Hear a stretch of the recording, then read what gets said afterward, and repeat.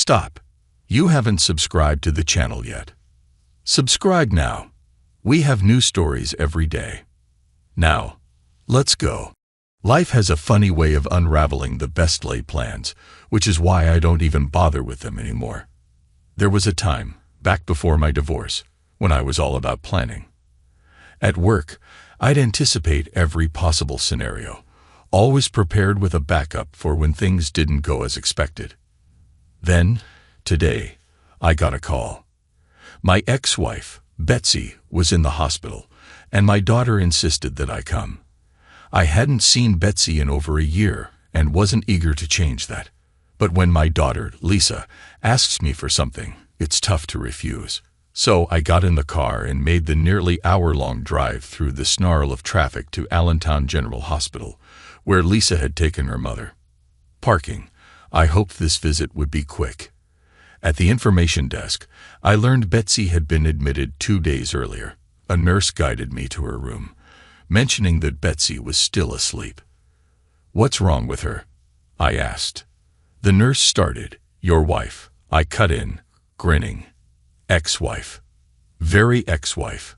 She chuckled, but then her expression turned serious.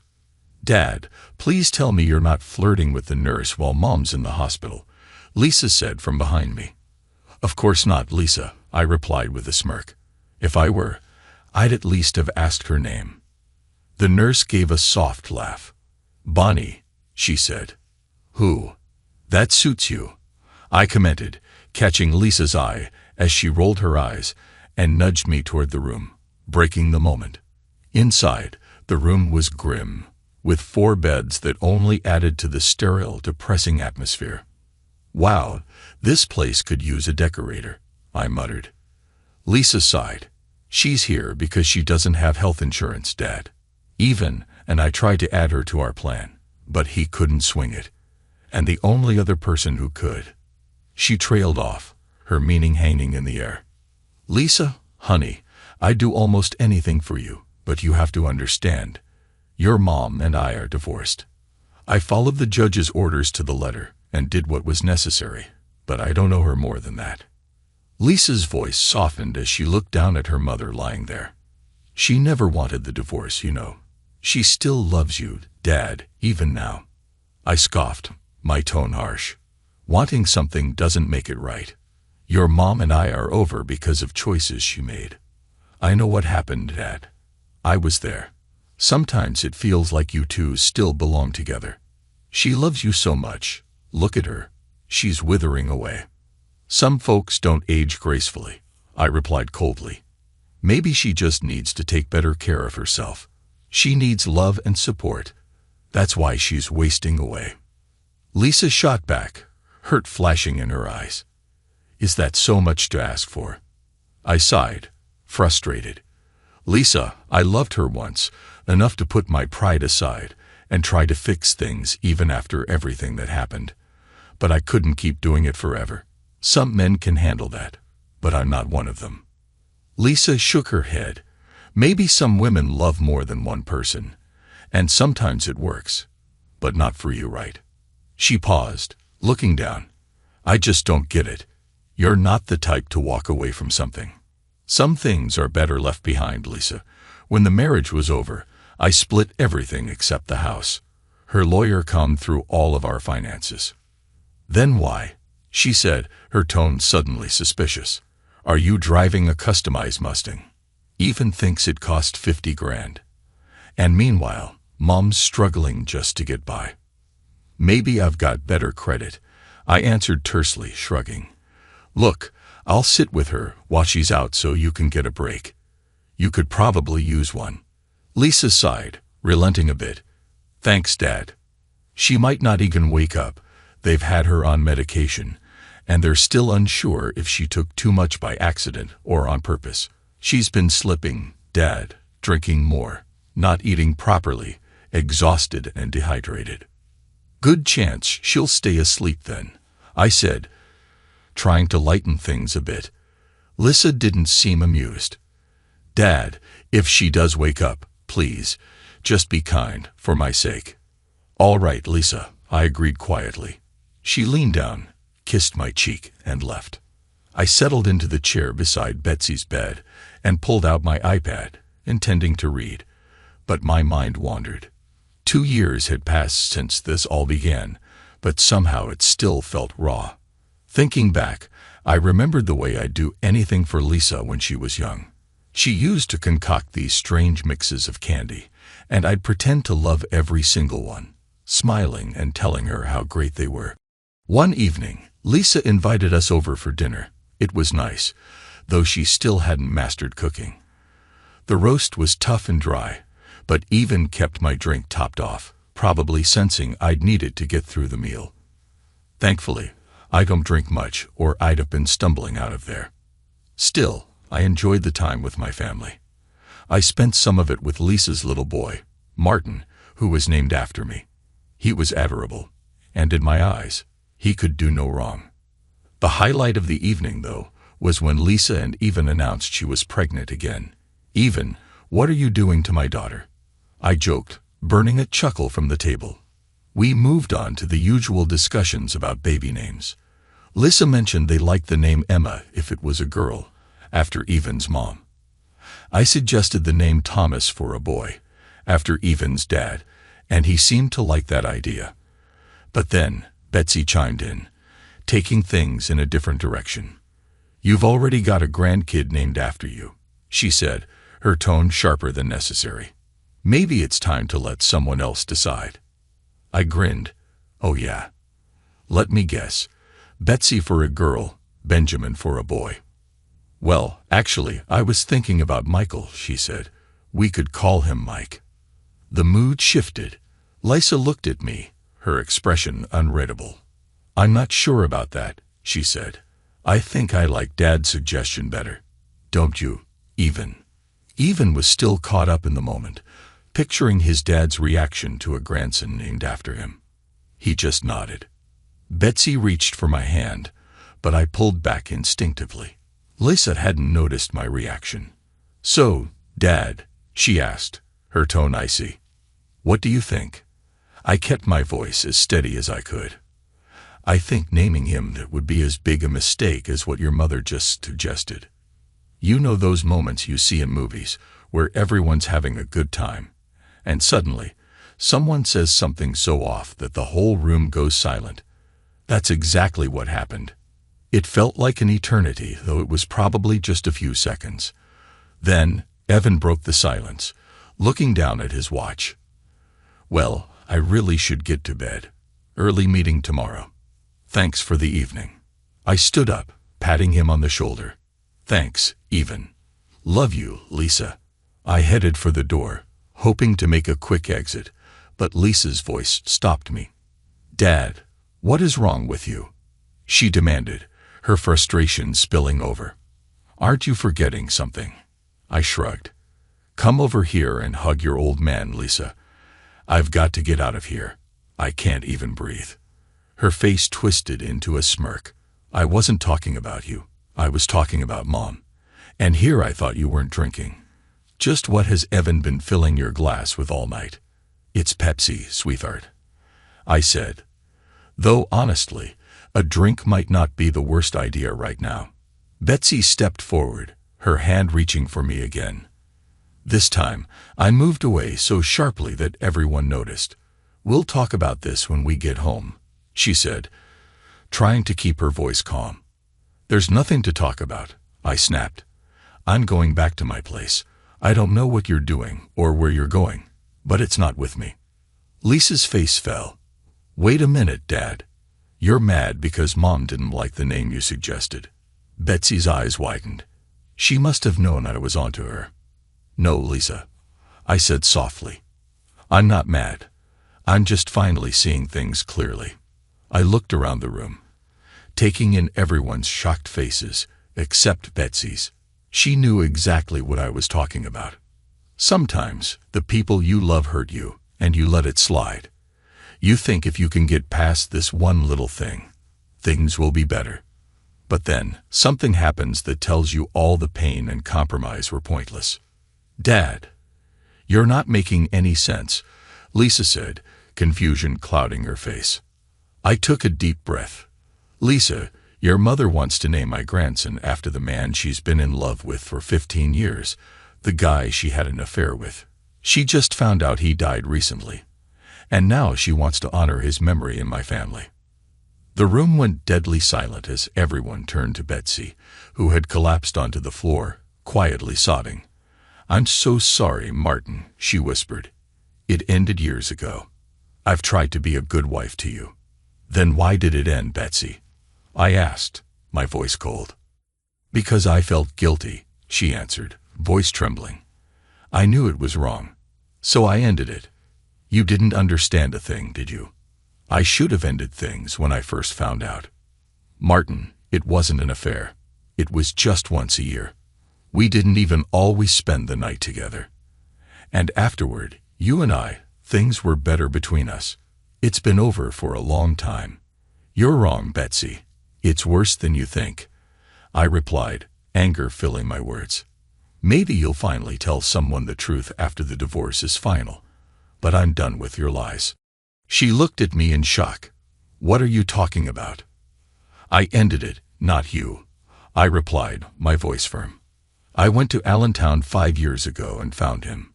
Beat the hell out of him. He ended up in the hospital before you even got off the plane. I took his phone and went through every text you sent him. I warned him that if he ever came near you again, I'd destroy him." Betsy's face paled. "Martin, I'm sorry. It was a mistake. I was wrong." I shook my head, the motion churning in my chest. I was wrong too. I thought I could fix this mess for Lisa's sake. I thought if I loved you enough, we'd get past it. But tonight, when you said his name, you ended things for good. Without another word, I turned and walked out. I climbed into my Mustang, revved the engine, and took off into the night. The roar of the engine and the thrill of speeding through the darkness under the moonlight dulled the ache in my chest. I turned off my phone, needing nothing but the road ahead to clear my head. Honestly, I wasn't as rattled by the night's events as I probably seemed. I'd known about Betsy's affair for over 5 years, and ever since, I'd been preparing for our eventual divorce in every way possible. Betsy was probably more blindsided by that night than I was. First, she had no idea that I was aware of her affair. And second, she only learned that night exactly why the affair had ended. It had all started when Betsy flew out to Allentown for a work conference, the same one she attended every year. She checked into her usual hotel and went to the conference, a one-day event she always claimed lasted 2. After the day's seminar ended, she met up with Michael for dinner at a quiet restaurant. They spent hours together, laughing, talking, catching up. She even mentioned me once or twice, probably out of habit, maybe even as a way to quiet any remaining guilt. When the restaurant finally closed, they shared a lingering, intimate kiss before Betsy returned to her room. Meanwhile, Michael made his way out to the parking lot, where his car was parked, planning to head home. Only he didn't get far because I was already waiting there, perched on the hood of his car like I belonged there. "Hey, that's my car," he said, surprised, and maybe a little unnerved. I shrugged, standing up and stepping toward him. "Sorry, but it's wrong for someone to mess with things that don't belong to them. Don't you think, Mike?" He looked confused, like he was trying to figure out what I meant. "I couldn't agree more," he replied, chuckling nervously, probably still hoping this was some kind of joke. "Good. So we're on the same page." I paused, letting him sweat a little. "Let's not worry about hubcaps, Mike. Let's talk about Iva, your wife. She's probably at home right now on Juniper Court, wondering where you are." Mike went pale. "I think I should call the police," he muttered, his voice shaky as he reached for his phone. I pulled out my own phone and held it out to him. "Go right ahead, but it'll be my word against yours, and I can assure you, I've got nothing to lose here.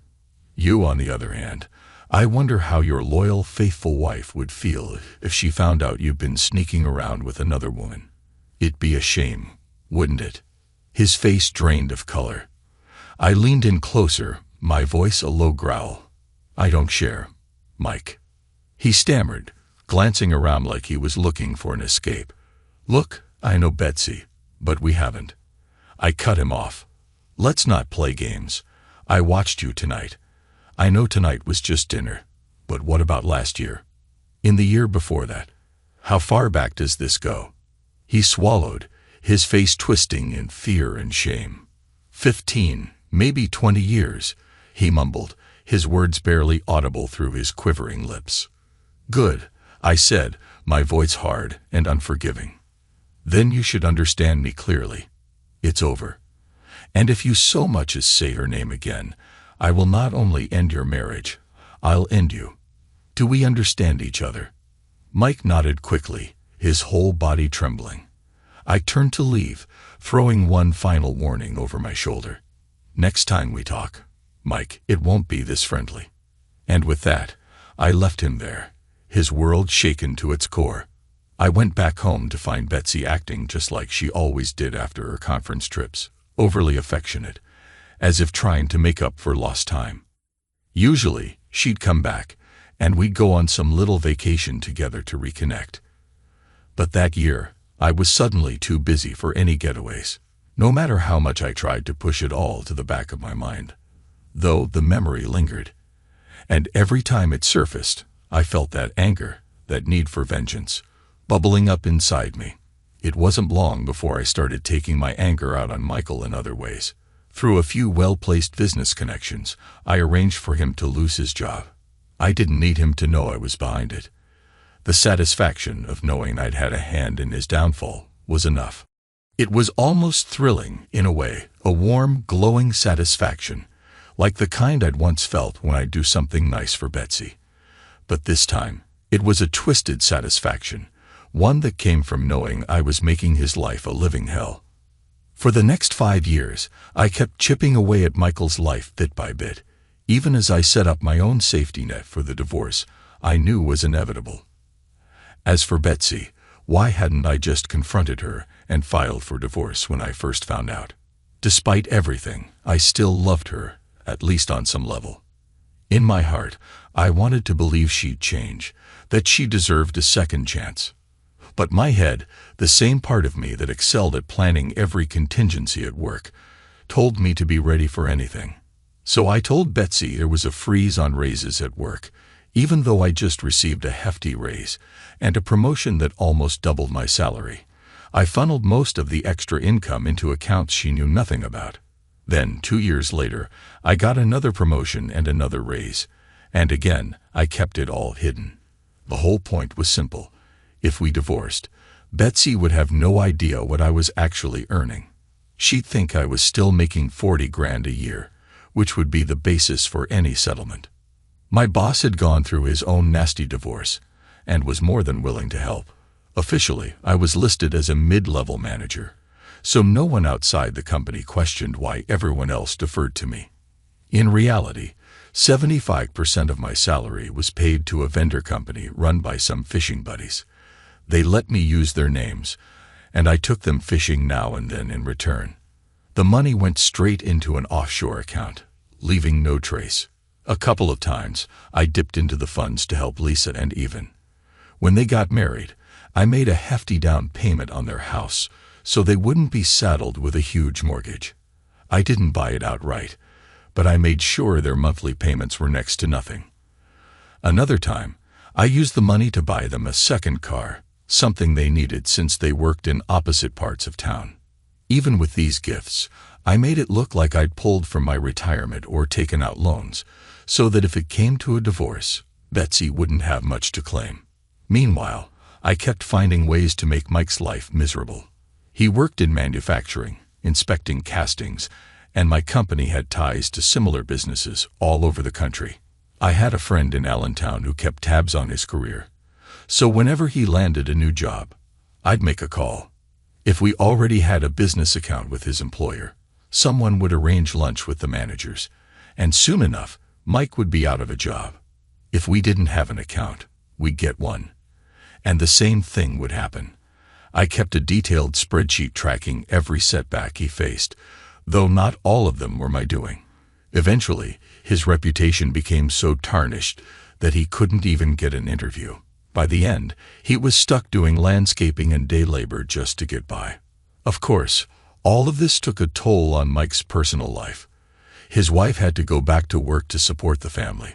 Though I never targeted her, I had no quarrel with her or their kids, so I made sure they were taken care of.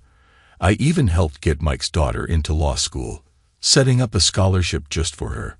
She never knew where the money came from, but it was enough to get her through school with a few bonuses along the way. Meanwhile, Mike was crushed by his failures. He'd wanted to be a provider, a self-sufficient man, but life had other plans. He began drinking, though he never took it out on his wife or daughter. By the end, he was a shadow of the man he'd once been. I couldn't ignore the changes in myself either. I wasn't the same easygoing, soft-spoken guy I'd been before discovering Betsy's betrayal. I'd always been open and honest, but that shock shifted something fundamental in me. Yet when I looked in the mirror, I still saw myself, Martin Ellis, family man, a decent guy. Shouldn't villains have some sort of telltale sign, like a black hat or a sneer? Sometimes I even wondered if I should trade in my Mustang for a black one to fit the part. But even as I questioned these things, I couldn't stop. My shattered heart wasn't interested in healing. It wanted vengeance, and it wasn't going to rest until I'd gotten it. I watched Betsy closely. I found myself incapable of trusting her anymore, and I realized just how hollow it felt not to have faith in the woman I'd once pledged to love and cherish. Her affair with Mike had destroyed more than just our marriage. It had shattered my ability to trust anyone, and that loss ran deep. So for 5 long years, as I worked to grind Mike down, I also kept a careful eye on Betsy and prepared meticulously for the divorce I knew was coming. Unlike other men, who only have days or weeks to shield their assets, I had years to prepare. Originally, I planned to wait even longer. Betsy, though fading a bit, was still decent-looking when we divorced. I'd intended to wait until she was fully on the downswing. But Mike hadn't lasted as long as I thought he would, and 5 years had been enough time for me to hide away as much money as I could. The house wasn't an issue. It had been in my family for generations, and we were allowed to live there because my parents no longer needed such a big place. So when divorce proceedings started, my lawyer made it clear that my parents owned the property outright and had simply allowed us to live there rent-free. After Betsy returned from the conference that year, she texted Mike, telling him how much she'd enjoyed their dinner and the kiss they'd shared.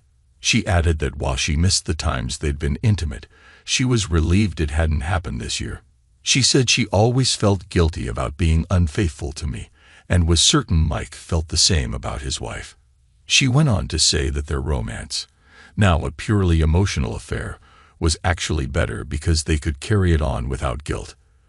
According to her, maybe they were simply getting older and physical affection wasn't necessary. Just being together is enough, she'd said.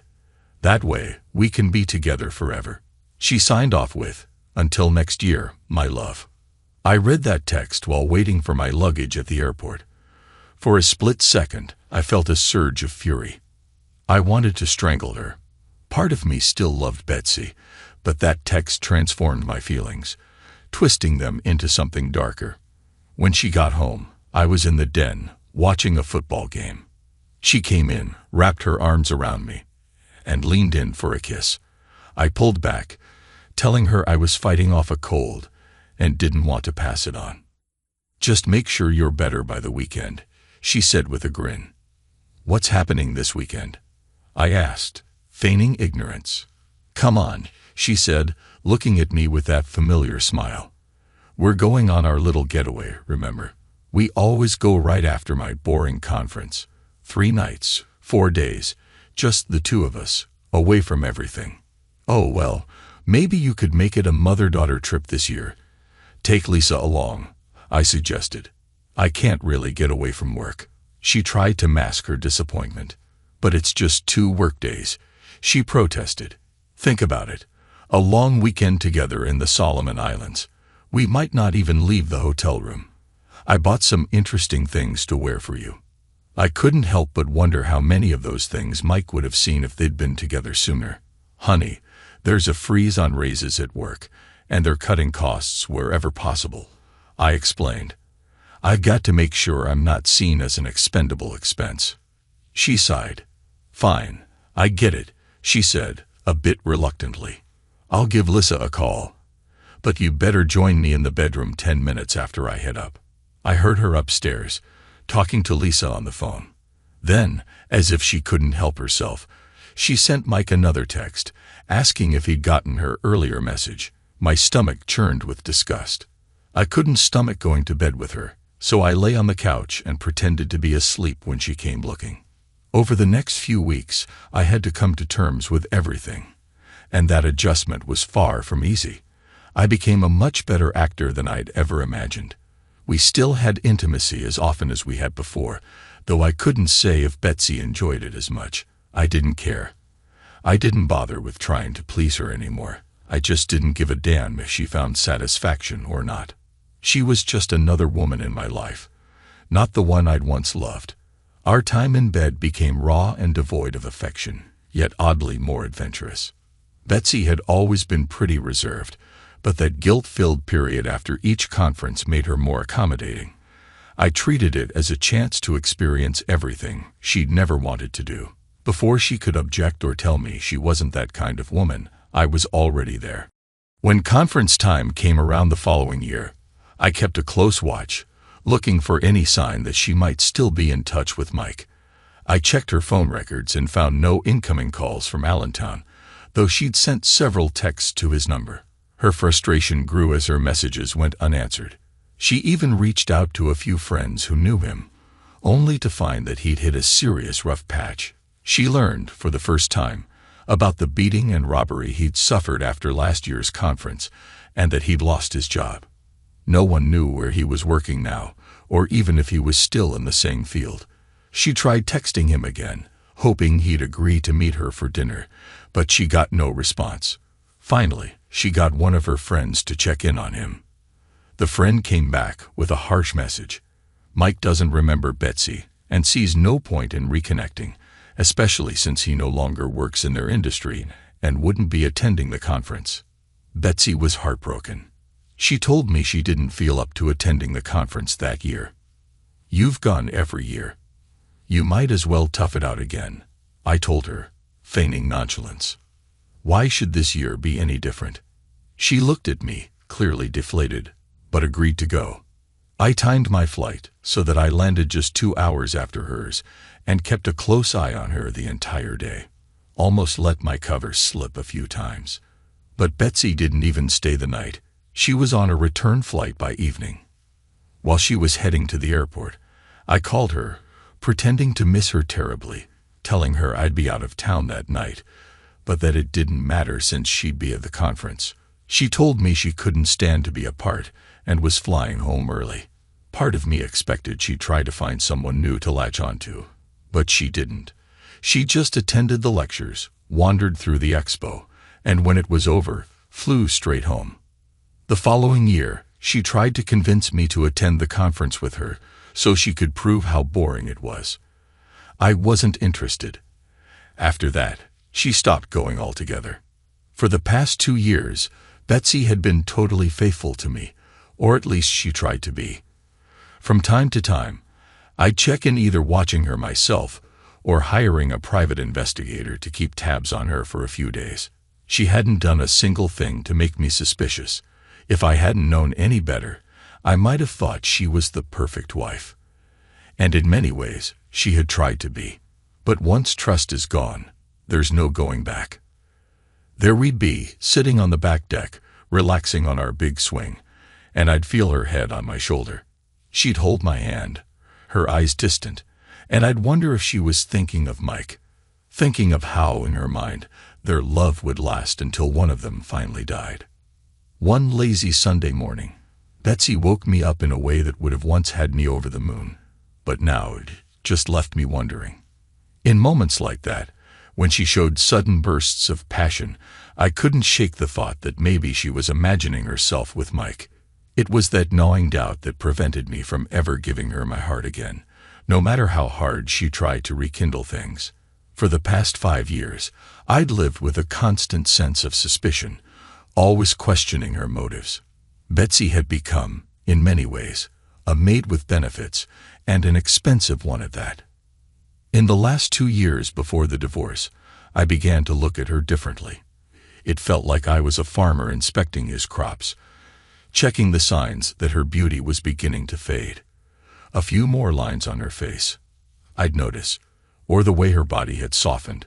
We're getting there, I'd think, quietly satisfied. Just a bit longer.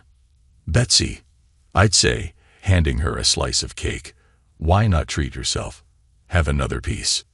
She'd hesitate, sometimes glancing at herself in the mirror. I don't want to get any bigger. Doesn't matter to me, I'd say, keeping my voice light. She'd smile, thinking it meant I'd love her regardless of any weight gain. But I meant something entirely different. It didn't matter to me because I knew we wouldn't be together much longer. She could eat whatever she wanted or look however she pleased. It wouldn't affect me in the least. Our life looked good from the outside. We still had friends we spent time with, and we often visited Lisa and Evan. Everything seemed peaceful, even happy.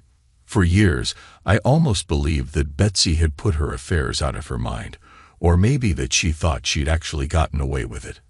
I suppose after 5 years with no consequences, she'd let herself believe it didn't matter anymore.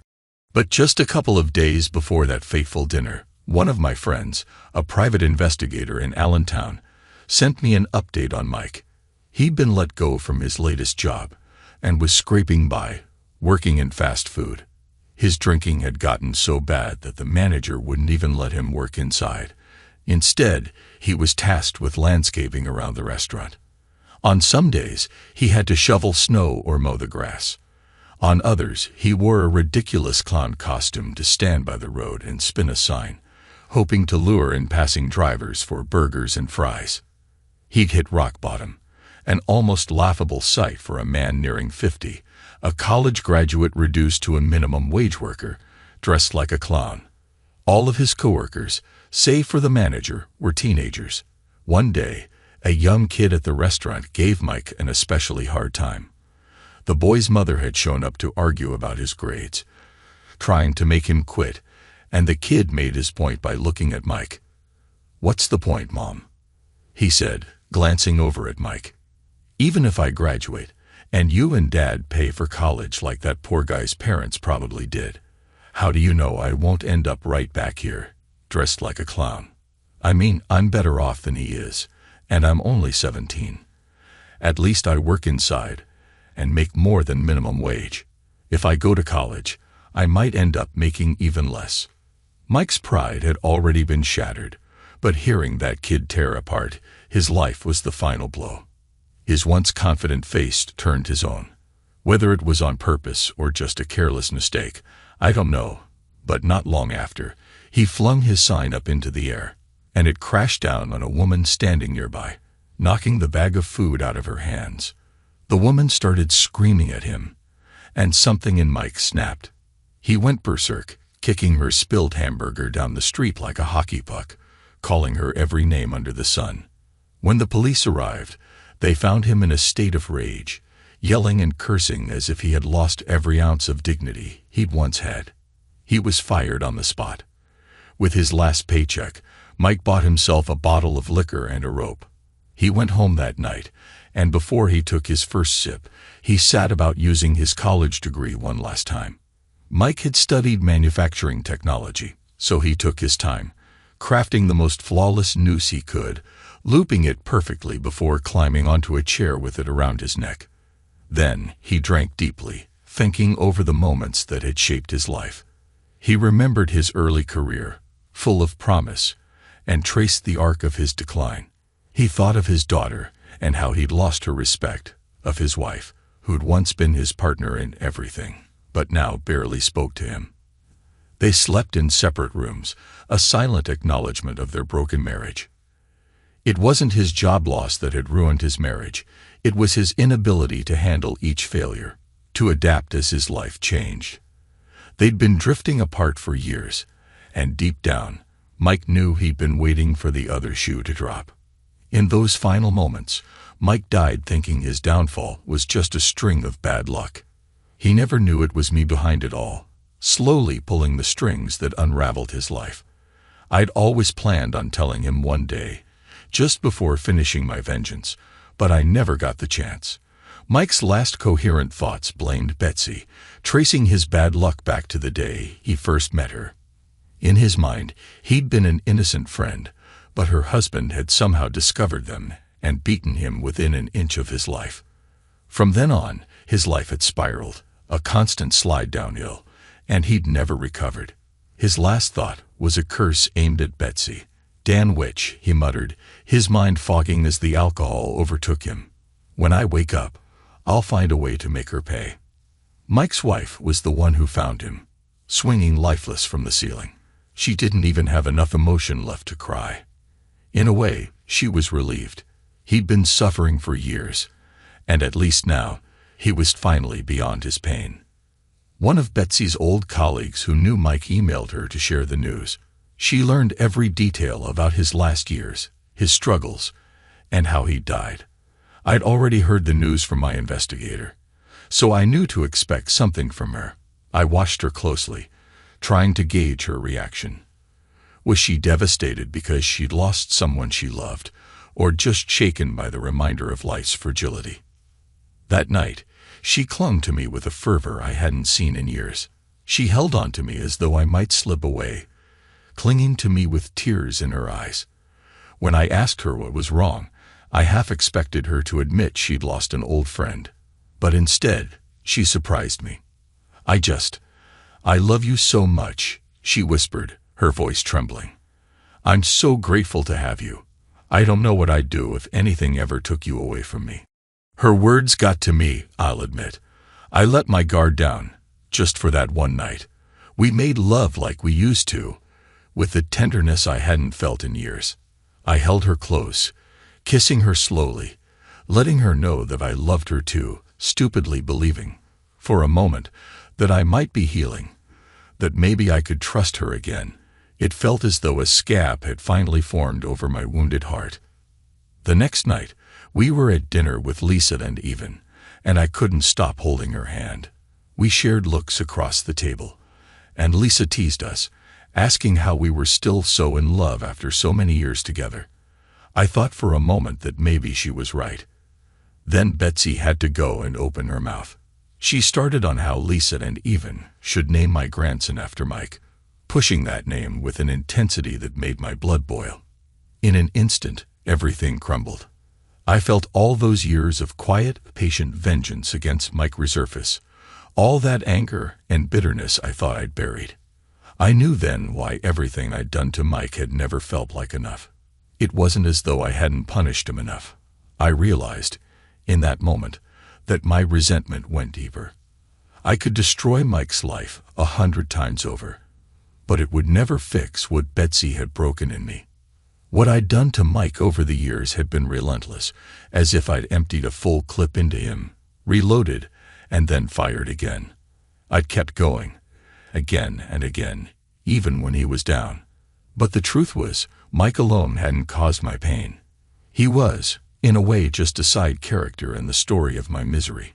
He hadn't been the one who'd promised to love, honor, and cherish me for life. It had been Betsy.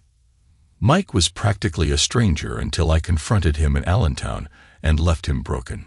My revenge on him had been overkill, but more than anything, it had been cowardly. It was like I'd been a regular high school kid, and instead of standing up to the football player who'd shoved me, I'd turned and beaten up one of the nerds on the chess team. My anger had been directed at Mike, but Betsy deserved far more of it. In the days after that disastrous dinner, Betsy called repeatedly, desperate to come home and talk. Each time, I cut her off, barely saying a word. I let her know that I packed up all her clothes and personal belongings, and that she could come by on Saturday to pick up whatever furniture or appliances she thought she deserved.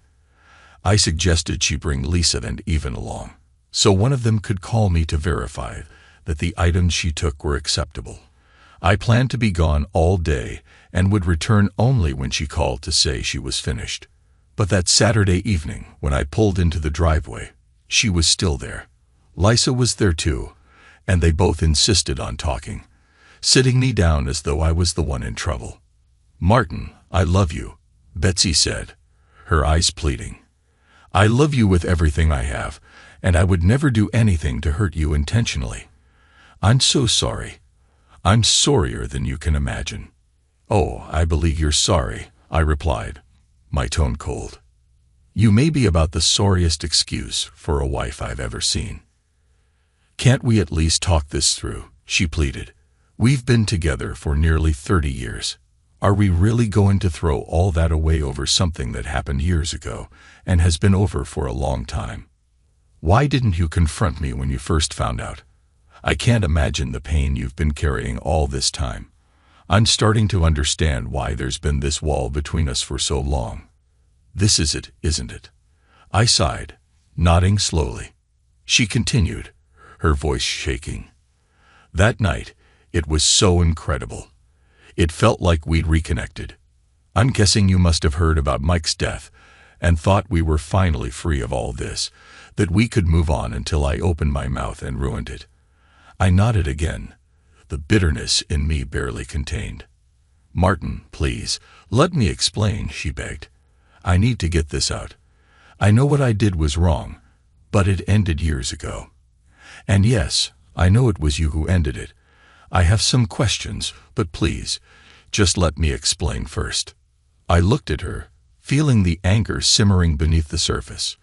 "You've got this one chance, Betsy," I said.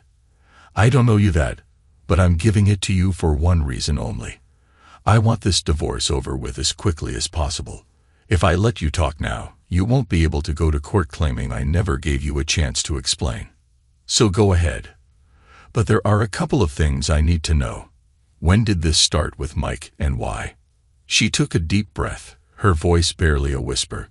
"Martin, it's 2010 now. We got married in 1980, so I suppose it started in 1982, 28 years. I shouted, unable to contain myself. "This has been going on for 28 years. She looked down, not meeting my eyes. "Maybe Mike looked at it differently," she mumbled.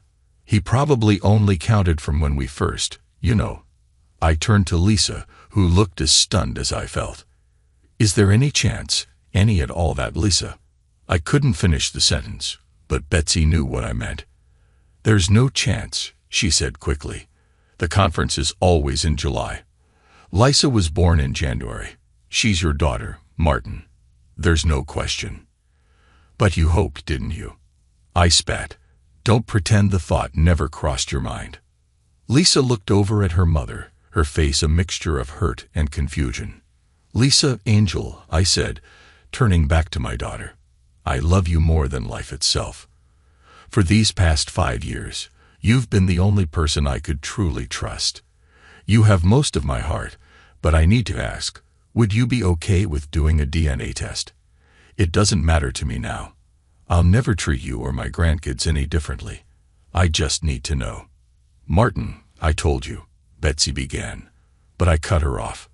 "Why should I believe a word you say?" I asked, my voice calm but cutting. "From day one, you've lied to me. Our marriage is done, which means you lied to me the whole time. You don't get to make me doubt my instincts now." "No, Martin," she insisted. "It wasn't like that. I've always loved you. You just don't understand. Then start explaining." I snapped. "This is your last chance to make me understand. After this, every word will go through lawyers." She looked at me, eyes wide. "You can't be serious. I only cheated once, and that was years ago. It's not worth throwing away 30 years for something that ended ages ago. For the past 5 years, I haven't seen or heard from Mike. You're punishing me for something that's long since finished. It's unfair. Is that so?" I replied. "Well, I know you haven't seen him in 5 years, but you did try, didn't you?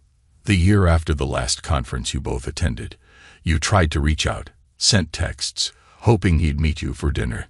You even asked mutual friends if he was attending. They told you he didn't remember you. But the truth is, He was just scared. He knew that if he replied, I'd either kill him this time or ruin his marriage. You can see why I doubt it was truly over. Her face fell. But now you know it's over, she said, almost smiling. You know that. How do I know that? I shot back. The last message you sent him said your love would last until one of you died. It's barely been 5 years since then. And yes, he's dead now. But maybe you weren't lying after all. You still loved him enough to ask Lisa to name my grandson after him, even if it cost you our marriage. No, Martin, she said, her voice desperate. We'd only been married 2 years when I went to that first conference. I missed you terribly. It was the first time I'd been away from you. I kept ducking out of lectures to call you, but you were always working. Mike was there, and he reminded me of you in so many ways. Talking to him felt easy, like I could finally share everything I was feeling. The next year, we grew closer. We even went to dinner until the restaurant closed. But Martin, you have to understand, so much of it was because he reminded me of you. I hadn't been away from you much, and sometimes I just needed another perspective. And when did it turn into something more? I asked, voice tight. It was the 4th year, she replied, voice trembling. We both had too much to drink, and we ended up in bed. It was never planned, and it wasn't supposed to happen. It was a mistake. So a mistake lasted for over 2 decades. I scoffed, anger bubbling up. She looked away, ashamed. After that, it just became a part of the conference for us, she said quietly.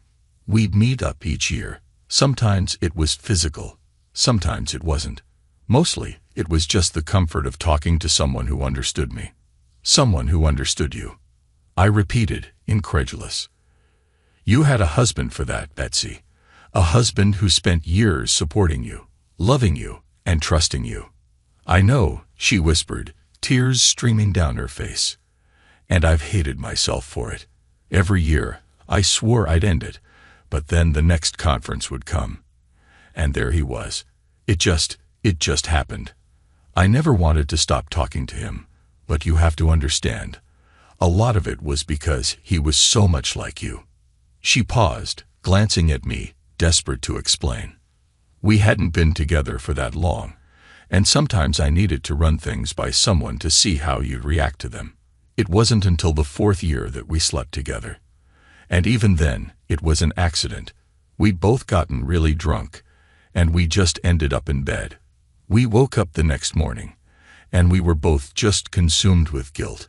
Betsy continued, her voice trembling. We couldn't even look at each other. Neither of us said goodbye. The next year, the 5th year, we mostly avoided each other. Truthfully, I missed him, missed my friend. But I was pregnant with Lisa then. So unless babies take over a year to come to term, he couldn't possibly be her father.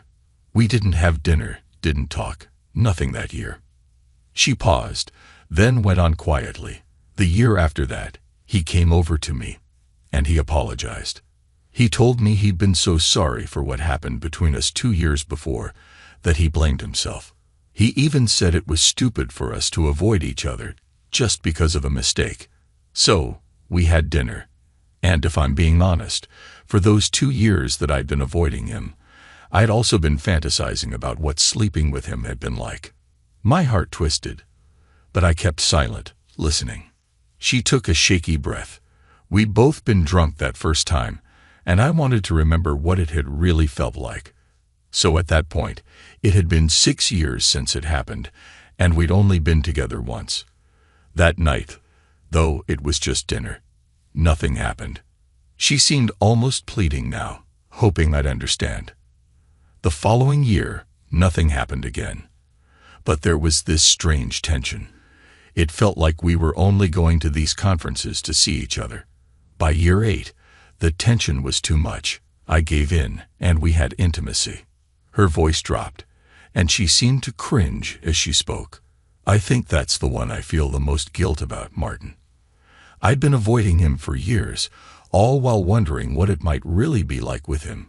I'd built it up in my head, but when it actually happened, it was awful. No, It was worse than awful. It was boring. I raised an eyebrow, not sure where she was going with this, but she looked at me almost apologetically. Look, I know that size isn't everything, but Mike wasn't exactly the same in that department. In worse, he'd been with his wife for so long, but he only knew what she liked, which was nothing close to what I liked. It was then that I realized I had made a huge mistake. She went on, speaking faster, as though eager to get it all out. The next year, I avoided him again. I mean, I didn't just avoid being intimate with him. I didn't even want to speak to him. I even hid from him for most of the conference. At the end, though, I went over and acted like I'd been looking for him all along. I asked him a bunch of questions about his wife, and then just left. I could barely believe what I was hearing, but I let her continue, not wanting to interrupt. The year after that, it had been a full 10 years since we first met, she said, her voice softening. He was waiting for me at the airport, telling me how special it felt to be celebrating 10 years of friendship, like it was some kind of anniversary.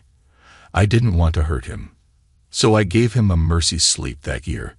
A mercy sleep, I repeated, feeling my stomach twist with anger and disbelief. Sleeping with him was worth risking your marriage. Martin, you have to understand, she pleaded, her voice shaking. He really was a lot like you. I didn't want to hurt his feelings. Besides, it only happens once a year. There was nothing wild or strange about it. It was like old people's affection. And look at what you and I have. It doesn't compare. Mike wasn't into trying new things. It was plain, almost obligatory. She paused, giving me an almost embarrassed look. I've never done anything intimate like that with him. I mean, not the way I have with you. He's only ever been, well, you know. She stopped, and I couldn't hold back any longer. Betsy, you really don't understand this, do you? I said, trying to keep my voice steady. You and I only started getting experimental after I found out about you. I let you do things for me, but I never did them for you. I wasn't about to put my mouth anywhere that Mike's been. And honestly, every time I slept with you, it wasn't love. I was just sleeping with you like I would with a stranger. You were just there, and you were available. Her face fell, and she seemed to wilt in front of me. So, for the next few years, I survived it. She continued, her voice barely a whisper. I'd go to the conference, and I knew he'd be there. I dreaded it, but I looked forward to it too, even though I knew I'd end up having intimacy with him at the end. After a few years, I started making up excuses. One year, I told him I was on my period. Next, I put up with it. Then, I claimed I had a yeast infection. Another year, I said I was on my period again. For about 3 years, I didn't have to sleep with him, but then we'd do it, and I'd find another excuse to avoid it for a few more years. She looked up at me, almost pleading. The year that you beat him up, it had been 4, maybe 5 years since we'd last been together. We hadn't had intimacy in years. He always talked about it like he loved it, but for me, it was like pulling teeth. He was my friend, and I didn't want to hurt him. He likes hearing how much I cared about him. And we told each other we loved each other, but I never really felt it. I just didn't want to hurt his feelings. So you chose to hurt me instead. I snapped, the bitterness in my voice evident. Martin, how are you hurt? She asked, sounding genuinely baffled. It went on for over 20 years. When you found out, we'd been intimate thousands of times, and I loved every one of those times with you. In all those years, I may have been with Mike 8 times, at most, and I hated every moment of it. If it had been a matter of me choosing Mike over you, I'd understand your anger, but that never happened. If I'd given you second-hand treatment or done something that would embarrass you, I'd understand, but that never happened. I love you too much for that. It was a once-a-year thing, far from home, where no one knew us. And even the year you confronted him, it was already ending on its own. She took a shaky breath, glancing down. Since you know about my texts, you probably know we've been talking about how much better things felt without the guilt. That's what I meant, Martin. I was trying to let him down easily. I thought the relationship would drift apart naturally.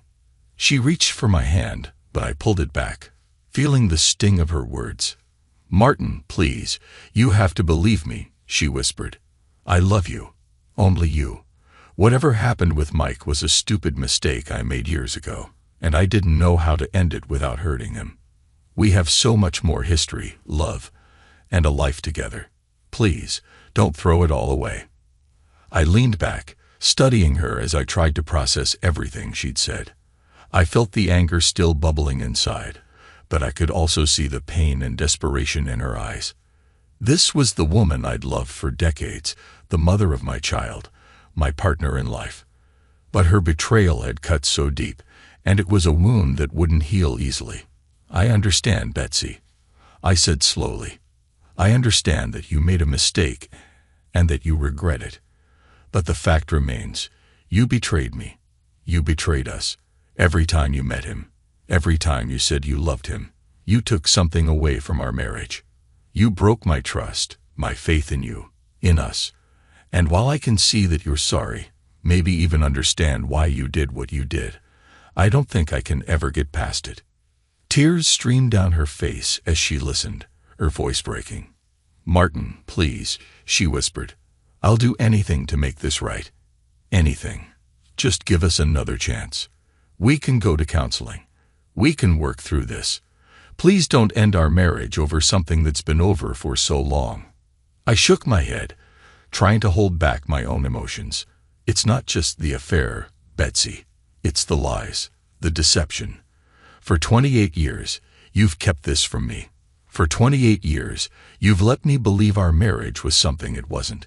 You took away my ability to make an informed decision about my life, about whether or not I wanted to stay with someone who could do that to me.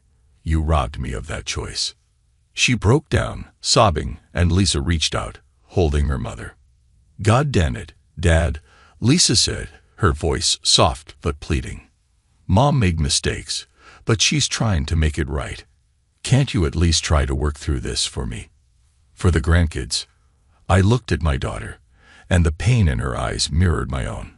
"Lisa," I said softly, "I love you. I love you more than anything. But this isn't something I can just forgive and forget. It's been eating away at me for years, and I can't keep pretending that everything is okay when it's not." Betsy opened her mouth to speak, but I raised my hand. "Enough, Betsy. I don't want to hear anymore. You've had your chance to explain, and I've listened. Now it's time for me to move on. I'm filing for divorce. You can take whatever you want from the house, but I need you out by the end of the week." "Dad, please," Lisa begged, her voice breaking. "Don't do this." I looked at her, my own voice catching. "I'm sorry, sweetheart," I said, "but this is something I have to do for myself. I can't keep living with this betrayal." Betsy sank into a chair, her body shaking as sobs racked her. Lisa knelt beside her, trying to offer comfort, but I couldn't stay any longer. I stood up, took one last look around the room, and walked out of the house. As I drove away, years of betrayal and pain seemed to press down on me like a weight I'd carried too long. I thought about all those years we'd spent together, the life we'd built, the memories we'd shared. It hurt to think that so much of it had been tainted by her lies, but I knew staying would only deepen the wound. I needed to find a way to heal, to finally move forward with my life. In the days that followed, I put my affairs in order. I filed for divorce and made arrangements for Betsy to move out of the house. Lisa tried to reach out to me a few times, but I couldn't bring myself to discuss it further. The decision was made. I needed to focus on my future, on finding a life where I could breathe freely again. The day Betsy moved out was a mix of relief and sadness. She took only what she needed, leaving behind many of the things we'd accumulated over the years. As she reached the door to leave for the last time, she turned to look at me, her eyes full of sorrow. "Martin," she whispered, barely audible. "I'm so sorry." "I know," I said, my voice steady. "But sorry isn't enough. Goodbye." And with that, she left, and I was alone in a house that had once been filled with warmth, laughter, and love. I knew the road ahead wouldn't be easy, but I also knew I had to find a way to rebuild, to somehow discover peace and happiness again. Over the next few months, I focused on myself. I poured my energy into my work, spent time with friends, and even started dating again. It wasn't easy, and there were plenty of difficult days, but slowly I began to heal. I came to realize that while Betsy's betrayal had devastated me, it didn't define me. I was stronger than that, and I could still find happiness. Lisa eventually came to terms with the divorce. She still loved her mother, but she understood why I couldn't stay. Our relationship grew closer as we supported each other through those difficult months. In time, I found peace in knowing that I'd made the right choice for myself. I'd reclaimed my life and my happiness. The scars from Betsy's betrayal would always be there, but they no longer held power over me. I was free to move forward and build a new future filled with hope and possibility. 5 years have passed since that day I finally walked away from Betsy.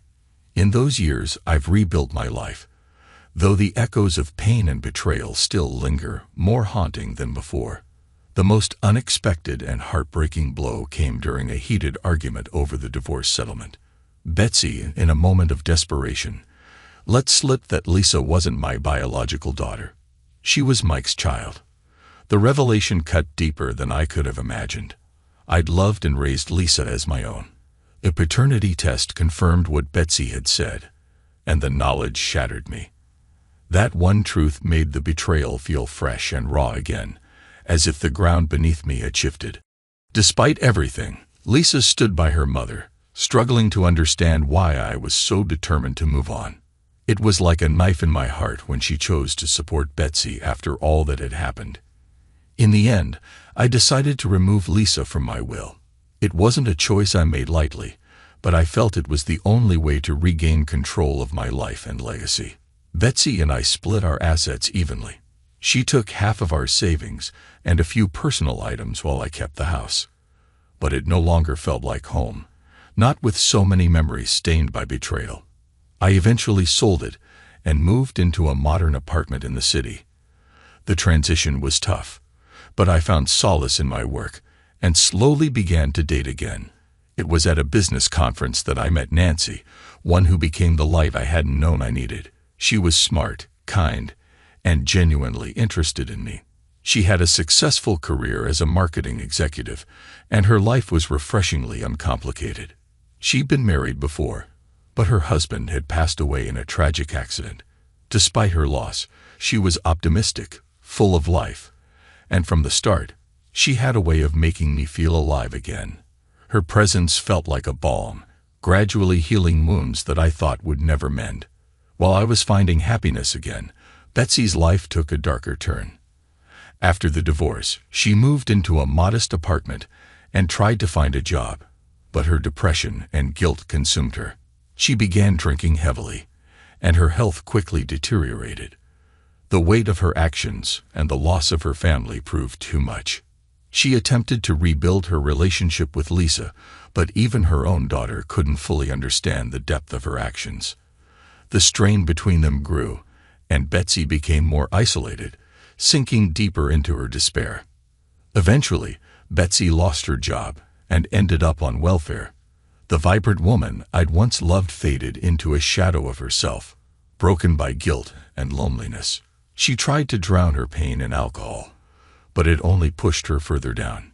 Mutual friends told me she'd been hospitalized several times, both for alcohol poisoning and severe depression. It was hard to hear, but I couldn't bring myself to reach out. The woman who'd once been my wife had caused too much pain, and I needed to protect the happiness I was finally beginning to find. Lisa, despite her efforts, couldn't save her mother from herself. She had her own family now, and the burden of her mother's decline weighed heavily on her. Though the rift between Lisa and me remained, I found peace and knew I had done what was best for me.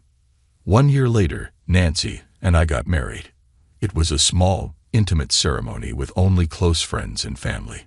The day was filled with love and hope for the future, and I finally felt a sense of wholeness I hadn't known in years. Her presence has been a constant source of strength and joy. Together, we've built a life free from the shadows of the past. Looking back, I can see now that those years of pain and betrayal were a necessary part of my journey. I've learned that forgiveness isn't always about the other person. It's about freeing yourself from the chains of the past. While I may never fully forgive Betsy or forget what she did, I've found a way to move forward and embrace the happiness I deserve. Betsy's downward spiral stands as a tragic reminder of the consequences of betrayal and the importance of honesty in any relationship. As for Lisa, I hold on to hope that one day we might rebuild what we had. But for now, I'm focused on the life I have with Nancy, grateful for the second chance at happiness that life has granted me. Thanks to everyone who took the time to listen to today's stories. If you enjoyed it, please consider liking and subscribing if you haven't already. Feel free to share your thoughts on the events in the comments below. Take care.